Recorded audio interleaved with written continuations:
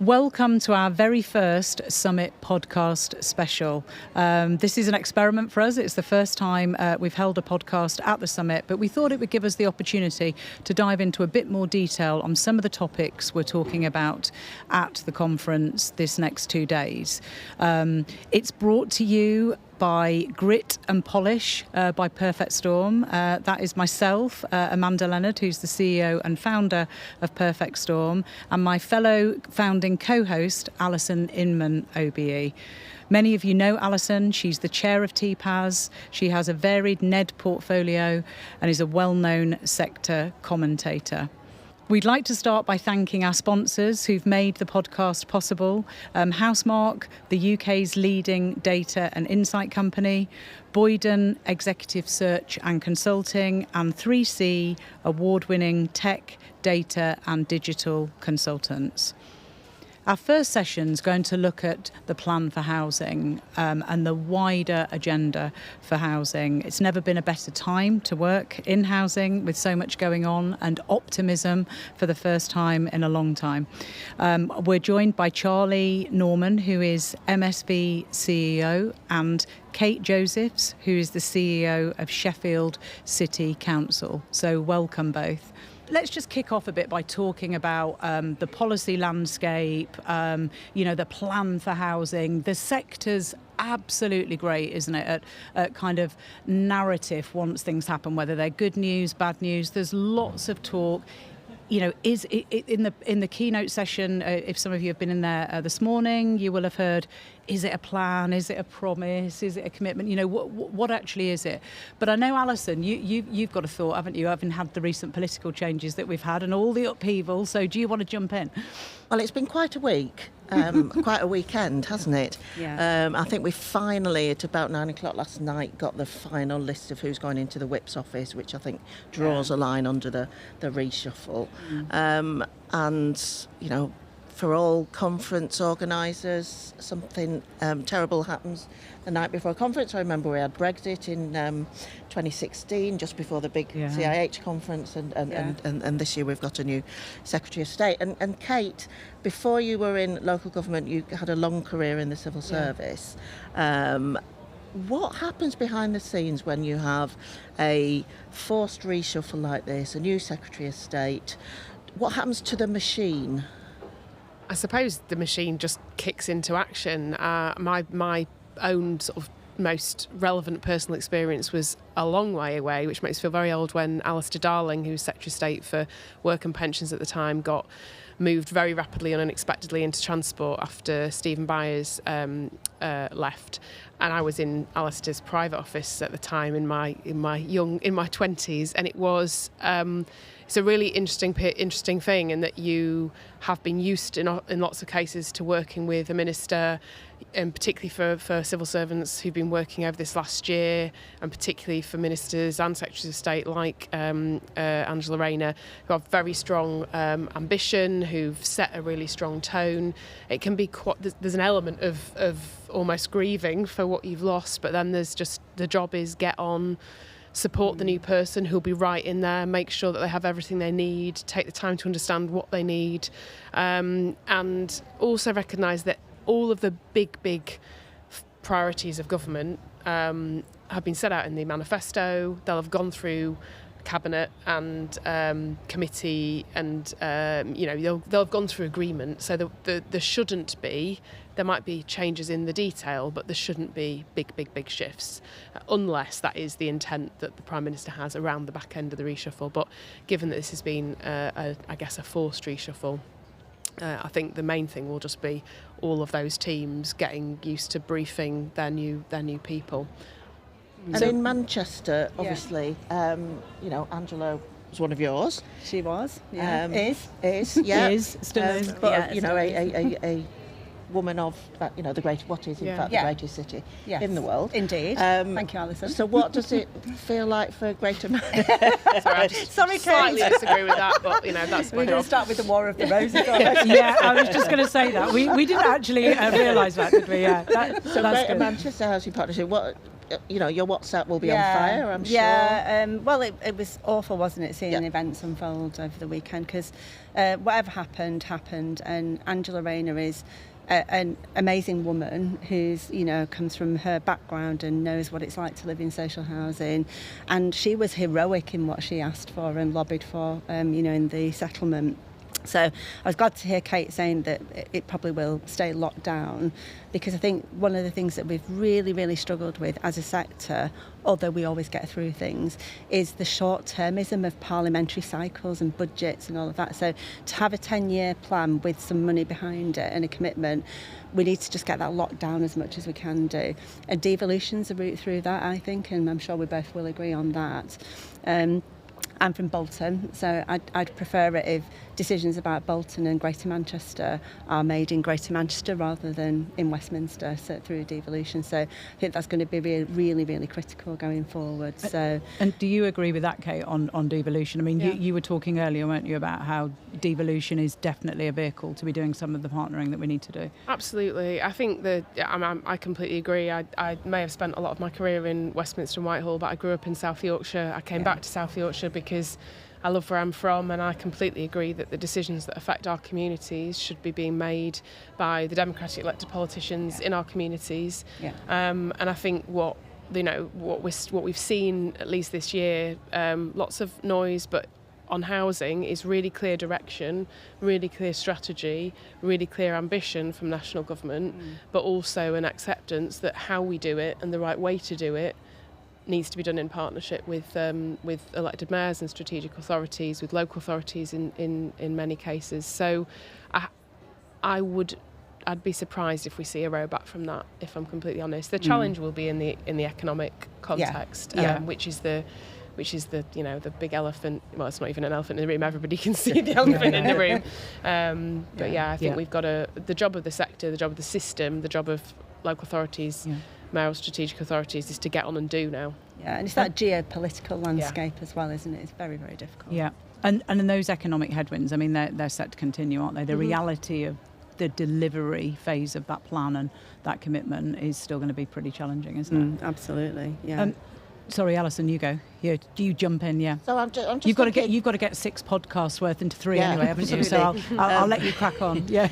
So as well as the political and economic landscape, we've got a sort of cultural shift. We've got, although I'm from the northwest, I live in Essex and have done for 40 years in the next door constituency to Clacton. The political discourse in that part of the world is impossible to ignore, and it washes over into housing completely. And is that going to? We're going to have local authority elections next year after. Yeah. Delivery of a Labour manifesto by politicians who hold a very, very different view of the role of social housing. It's going to be hard. How are you gearing up for that? It's going to be bumpy, isn't it? Yeah. So, but I think, fundamentally, everybody needs a home, don't they? A safe place to call home. Sadly, not everybody does. We were talking earlier about the 160,000 children living in temporary accommodation. So we've got to stay focused on that fundamental need for a home for everybody, regardless of the politics around us. But I think we've probably got another duty to start lobbying new politicians and start having discourse now, as well as keeping to the commitments that we've made to the Labour government. So, navigating through the whole narrative around immigration and all of those things is just really, really tricky. Staying true to what we're here for is the most important thing from the housing sector point of view, which is to provide safe, warm homes and the work that we do in communities, and to support the very diverse communities that we work at alongside. So it's really critical going forward, and being quite brave about it, I think, and coming out strongly. So I don't know what your views are, Kate. I mean, as an officer, obviously, I'm not going to get drawn in on the politics. Yeah. But what I will say is, I completely agree with you. To me, one of those almost inalienable rights, one of the things that's so important that we want everybody to have access to is a warm, safe home. And we know there's work to do, huge amounts of work to do on that. It's a massive priority for us in Sheffield. It's a massive priority in South Yorkshire.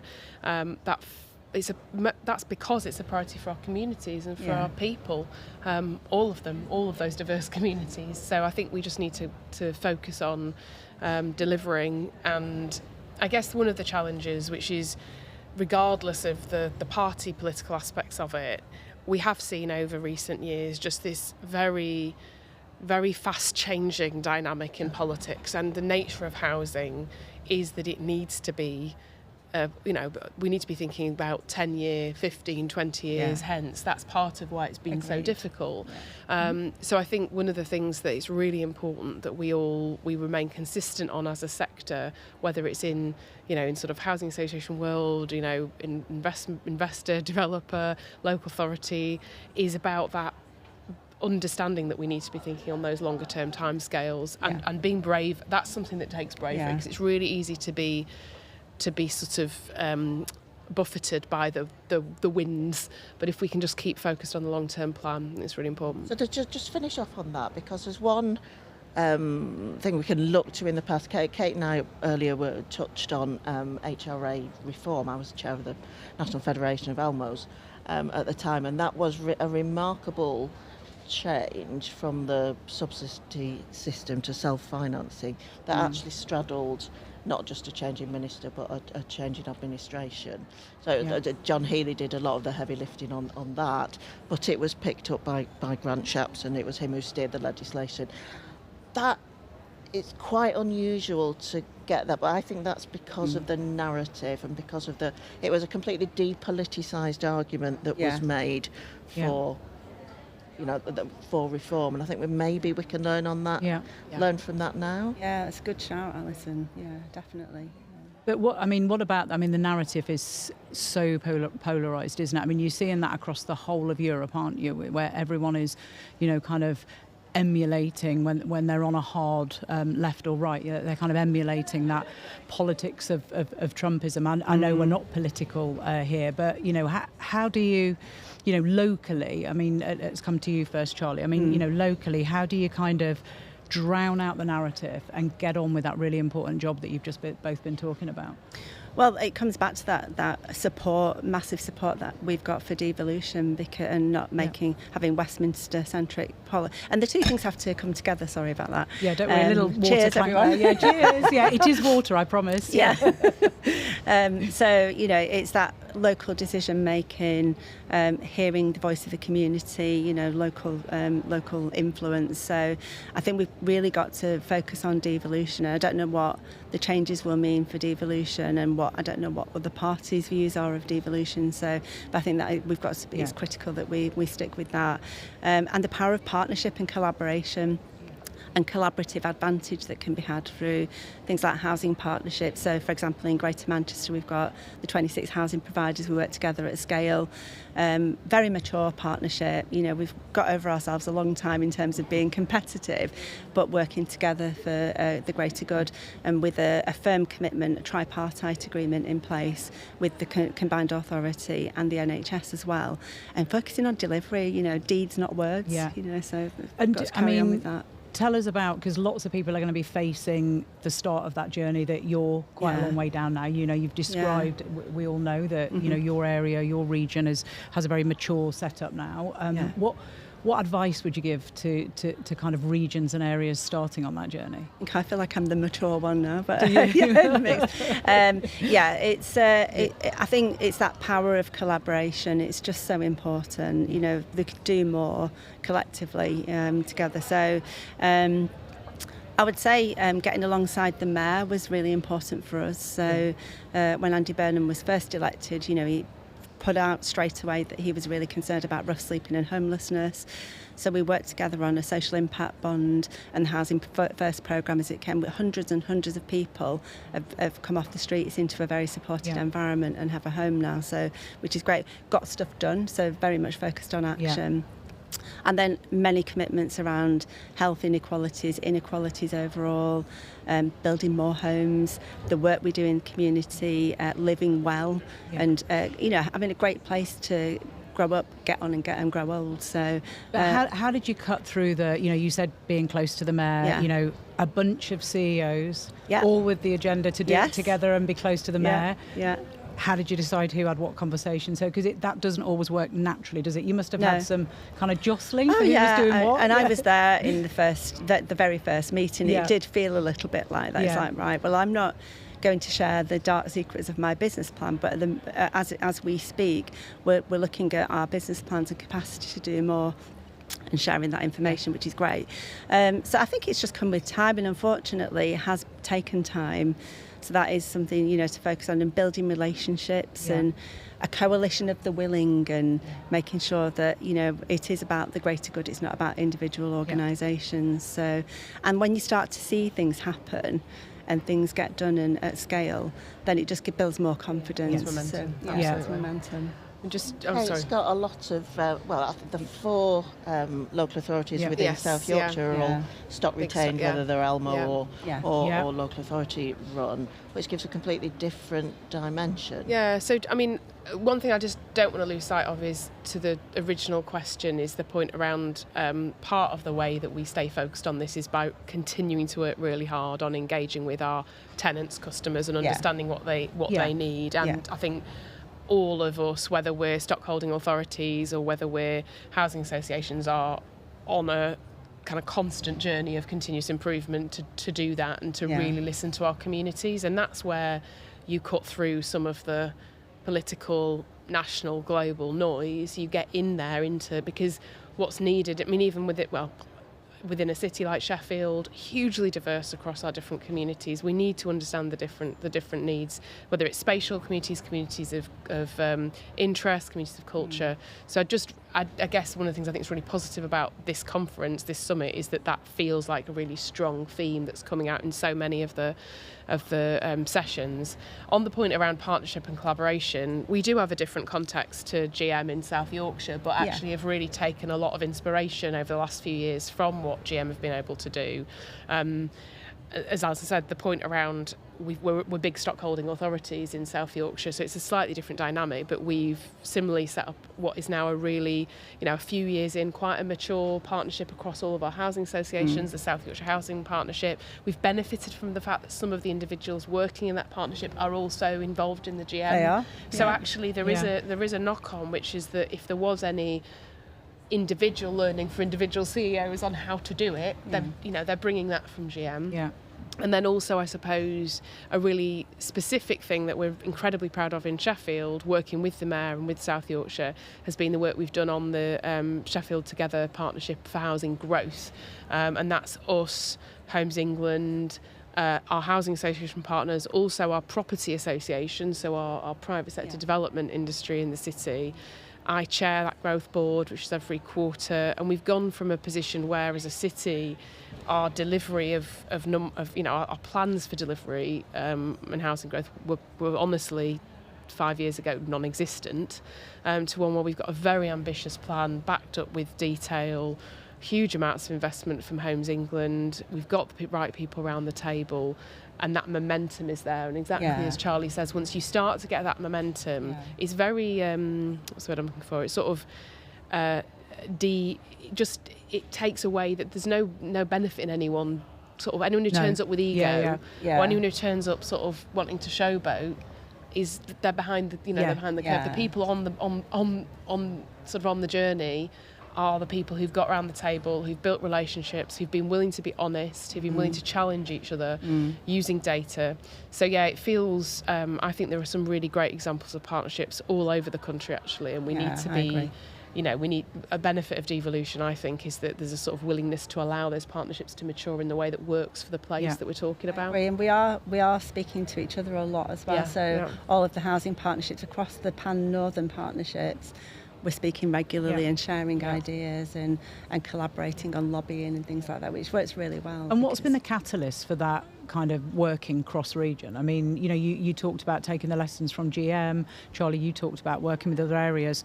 Who's making that happen? What was that catalyst for saying, look, we need to kind of not sit in our GM bubble?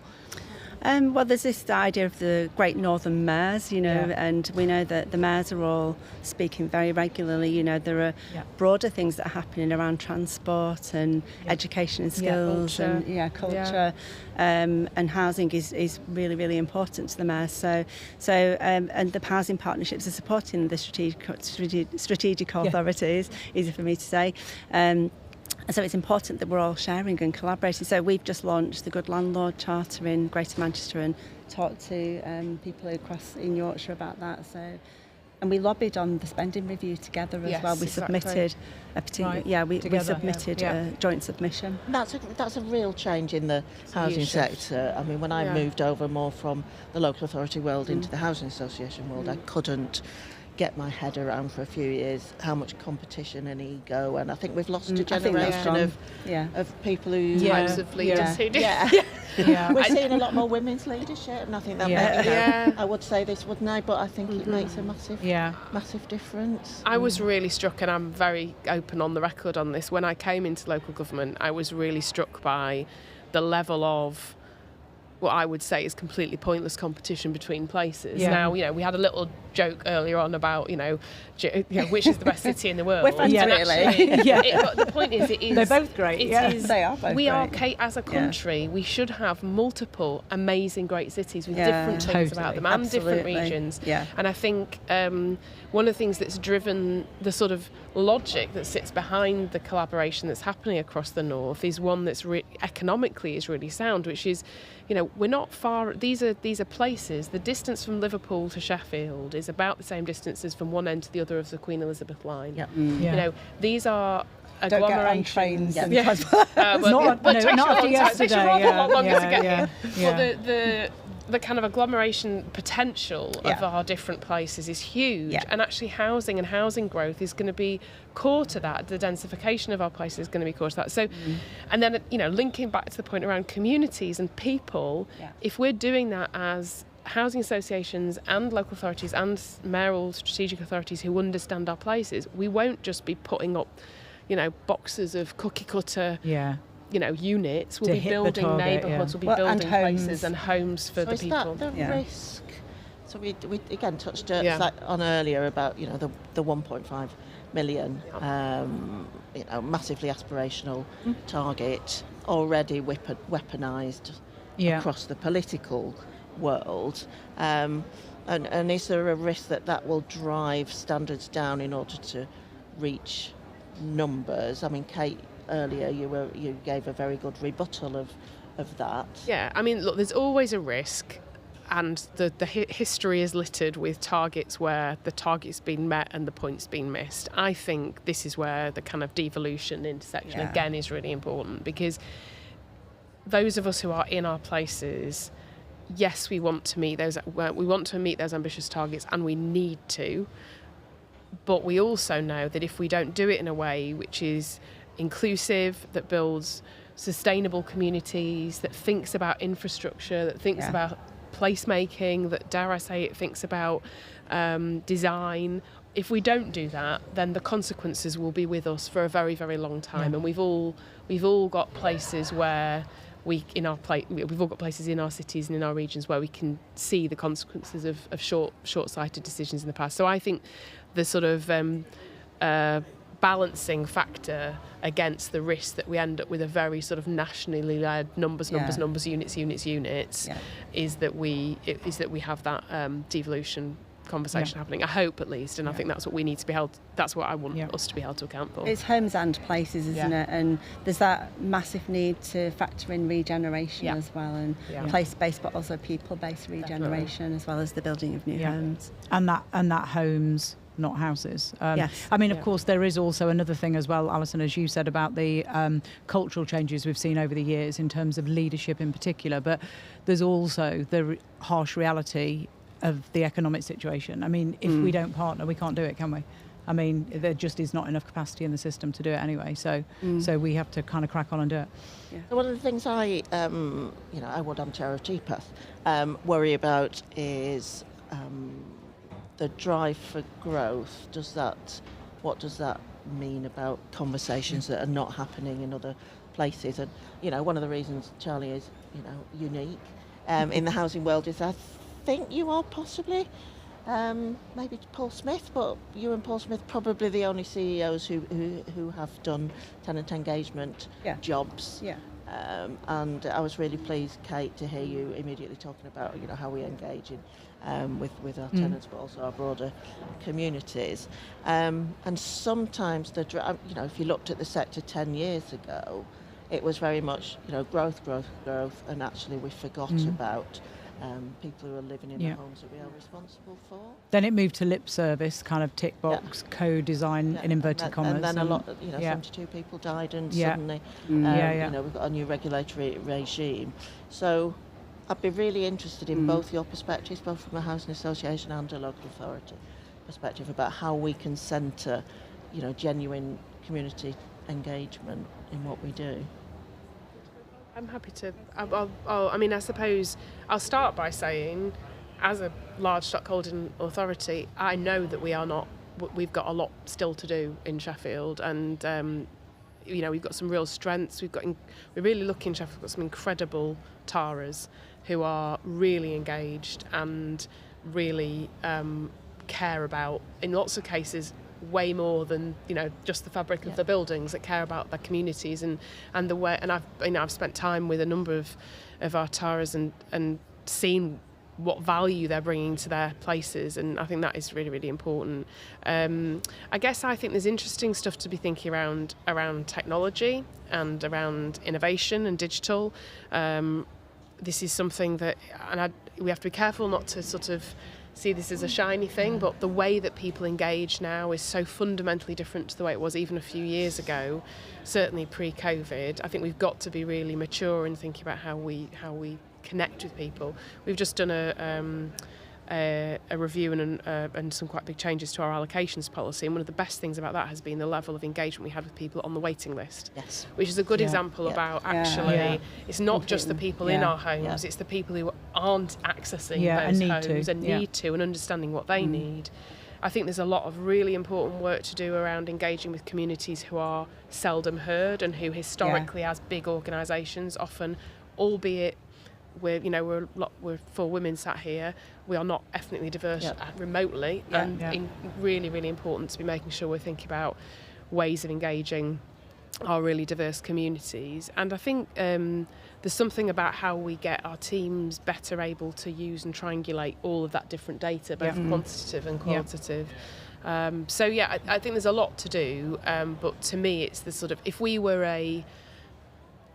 again, I think there's a debate going on in the summit, I'm sure, about tenants versus customers, and there's lots of politics around that. One of the things I worry about getting hung up on the language, but I think there is a lot to learn from good, socially motivated organisations who think about the people they serve as customers and treat them with that level of respect. So lots to do, and hopefully we can learn from that over here. To go, you can't break. We're going to, and don't worry, we can. Over, I was just going to say, Alison, I just wanted to come back on one thing Kate said, if I can I? Or do you want to come in? And then because I obviously we'll go to Charlie then. Yeah, that's fine. Yeah. And we're going to overrun. Yeah, it's fine. Yeah. I think we've agreed we're going to overrun. Yeah, but we've agreed. We're having a chat. Yeah. All I was going to say is, with a minute to go, you can't bring in customer versus tenant. No, there's some very strong feelings about that. And we're not going to go there. And that is why we're going to overrun, actually, because that's absolutely right, Alison. We can't, because often you see it shooed in at the end of away days, don't you? You see it shooed in at the end of,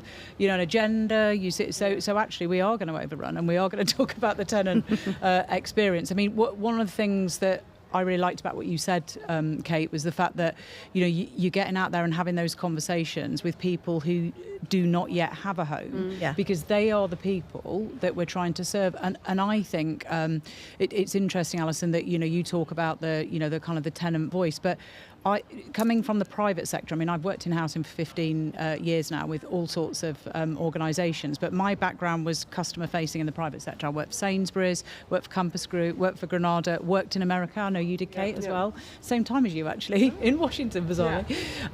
But I think, one of the things that really struck me when I came into this sector, and I still see it now, is we just build this adversarial relationship, tenant, landlord, and what we don't do is just get in the ribs and understand needs and preferences. Even when we talk about digital, it's a binary choice. Are you digital, are you not? Well, it's not that simple, is it? No. Some people want to use digital to do some things. They want to use they don't want to use digital for other things. They want human contact. So I think that whole piece, I think we oversimplify the tenant kind of voice piece by just looking at co-design or focus groups or whatever. But I think I'll get off my soapbox because we want to hear what Charlie thinks on this, and then I'm going to go to Alison to wrap up on because we're ending on that tenant note. So.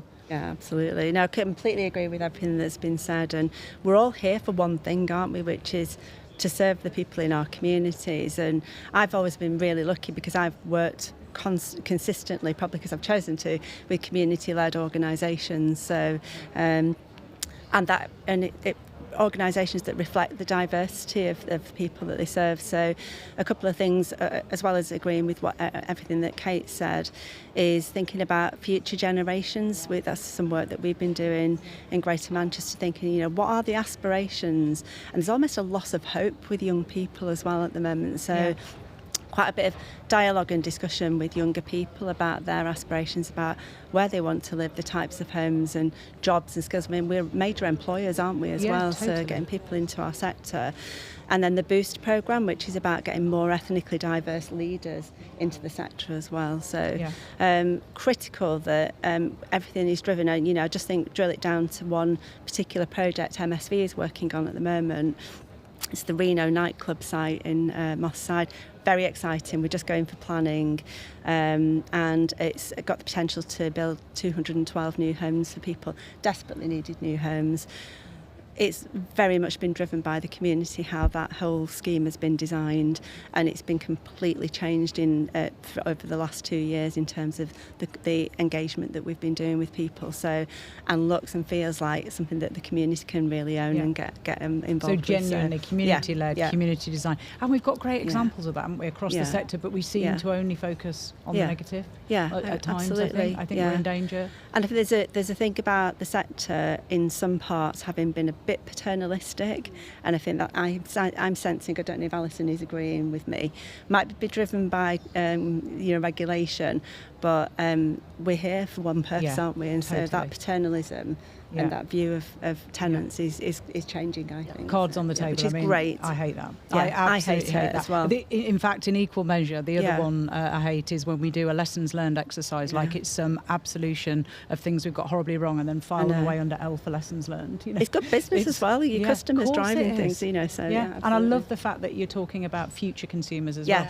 So what are people going to want in the future in that whole kind of sense? Alison, final word from you in this area. So I think at TPAS we often ask people, what do you want to be called? And they invariably tell us they want to be called tenants, because the tenancy agreement is something they hold dear. It's rights and responsibilities on both sides. My issue with customers is if I shop at Sainsbury's and I don't like it, I can always go to Tesco's. That luxury is not available to people who as far as their tenure is concerned. But at the end of the day, it doesn't really matter what you call people. It's about the relationship, and it's about how genuine that is. And I think the sector, since Grenfell, has come on leaps and bounds. Also, since the Better Social Housing Review, I think it made us think about what are we here for. Because what tenants are really clear, we want our repairs to be done. We want your communications to be straightforward, accessible and true. And we want where we live to be safe. Completely agree. That's Yeah. the three Totally. things. Yeah. And if we do nought else, Yeah. you know, we do those things. That's how you build trust. You don't build trust by, you know, spouting on about how Grand good you are. gestures. And being honest if those things are going wrong, you know. Yeah, and you know, we all know, you know, if you live in, you know, if you're an owner occupier and you've got a problem with your plumbing, it's really awful. But we somehow have failed over the last 10, 15 years to have that empathy for people living in the homes, that it is our job to manage properly. But I think we're in a much better place. My worry is that we've got this target on growth, and we have to make sure that our organisations are resilient enough to be able to do more than one thing at once. Yes. And we do have a habit of a shiny new target And running comes after the in, ball, yeah. and we're over there, and you know, but governance structures are changing, both within local authorities and housing associations. I mean, everyone got rid of their ops committee about 15 years ago, and everybody is, you know, a service committee, service quality committee, whatever they're calling it. I think scrutiny within tenant scrutiny within local authorities is looking, you know, far better than it has done since 2010. And I think there's a genuine desire to embrace that now from leaders. I'm seeing it. I mean, we certainly heard it today from Charlie and Kate, and there are lots of examples of that now, aren't there? Yeah, and I think it's a difficult journey for local authorities because, you know, politicians truly believe we are, and quite rightly, I'm accountable to the electorate. Yeah. But you're also accountable, if you're a stockholding authority, to your tenants, and the regulatory framework is quite clear about how that should take place. So it was, you know, really fantastic to see Barnsley, you know, the first local authority to get a C1, and there's some amazing practice within local authorities. Look at somewhere like Stockport Homes. You will not get a better, you know, council service than that. Yeah. And I think this bringing together in this conference of the trade body for housing associations together with the professional body for the whole of housing, and that's, you know, local authority landlord services, but also local authority strategic services, because goodness knows nothing gets done without your housing strategy, and they're the unsung heroes of the entire system. So everyone together at the same place, you know, at the same time, having conversations that you know, get to the heart of stuff. And it's got a real buzz, hasn't it? There's a real buzz, a real vibe. Yeah, definitely. I think hopefully being willing, like we've been discussing this afternoon, to really learn in a kind of humble way from one another, like actually recognising that none of us are going to be getting everything right. Some of us are going to still be getting things, you know, quite wrong, and the only way we'll get better is if we're willing to accept that we don't all have the answers, and so that's where the collaborations we were talking about earlier are so important, and creating the space for all of our teams to want to and be really curious about how to improve all the time. Including with our tenants and communities. Exactly. Yeah, absolutely. Yeah. Brilliant. Well, thank you, both. Thank you so much. Fantastic insight, some great learning there, and absolute standard bearers for that whole collaboration and partnering point. So thank you for being our guinea pigs. Thanks, Amanda. Yeah, thank you. Thanks, Alison.